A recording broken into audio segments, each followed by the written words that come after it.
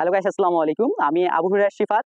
আজকের ভিডিওটা মূলত পঞ্চগড় রিলস প্রতিযোগিতা যে 2025 পঞ্চগড় প্রিমিয়ার্সের পক্ষ থেকে সেখানে আর কি আমার অংশগ্রহণ হিসেবে আজকের ভিডিওটা। আর আজকের ভিডিওর বিষয় হচ্ছে ড্রেজার মেশিনের মাধ্যমে যে আমাদের পরিবেশের ক্ষতি হচ্ছে, নদী তারপর শ্রমিকদের যে ক্ষতি হচ্ছে সেটাই তুলে ধরবো। অবশ্যই আপনারা জানেন যে তেঁতুলিয়া কিসের জন্য বিখ্যাত? বালি এবং পাথরের জন্য। আমাদের এখানে রাতের আধারে তারপর হচ্ছে বিভিন্ন সময় ড্রেজার যাকে বলা হয় বোমা, এই ড্রেজারের মাধ্যমে পাথর উত্তোলন করা হয়, যার ফলে আমাদের পরিবেশ তো সমস্যা হচ্ছেই, আমাদের যে পানির ভূগর্ভস্থ আছে সেটা নিচে নেমে যায়। এর ফলে কি হয়, যখন আমরা নলকূপ করব তখন সেগুলো পানি আসবে না, পানি শুকাই যাবে। তারপর হচ্ছে আমাদের শ্রমিকরা যারা যারা এই যে সনাতন পদ্ধতিতে পাথর উত্তোলন করে তাদের হবে সব থেকে বড় প্রবলেম। তারা কর্মসংস্থান হারাবে। তাদের হচ্ছে প্রতিদিন যে তারা বালু উত্তোলন বা পাথর উত্তোলন করতেছে, এর ফলে কিন্তু তারা তাদের জীবিকা নির্বাহ করতেছে।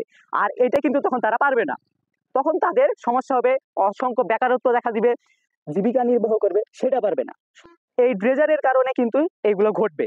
আমরা যদি ড্রেজার এসবকে বন্ধ করে দেই, আমাদের সমস্যা সবকিছুর সমাধান হবে। এর ফলে আমাদের শ্রমিকরা কর্মসংস্থান ফিরে পাবে, তাদের প্রতিদিন জীবিকা নির্বাহের জন্য যে এই টাকাটা প্রয়োজন সেটি কিন্তু আসবে। তাই আমাদের উচিত এই ড্রেজার নামক বোমাটাকে বন্ধ করা। আমি এখন আছি হচ্ছে বালাবাড়ি যে ডাহুক নদীতে।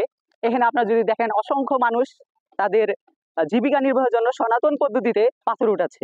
তারা আর যদি এখানে ড্রেজার চালানো হয় সেক্ষেত্রে এত মানুষের কর্মসংস্থান কিন্তু এখানে হবে না। আমি মূলত এটাই ভিডিওর মাধ্যমে তুলে ধরতে চাচ্ছি। ড্রেজার হলে এত মানুষের কর্মসংস্থান এখানে হবে না। পরিবারের চাহিদার জন্য যে প্রতিদিন কাজ করা লাগতেছে সেই কাজটা কিন্তু তারা এখানে পাচ্ছে, কর্মসংস্থান হারাইতেছে না।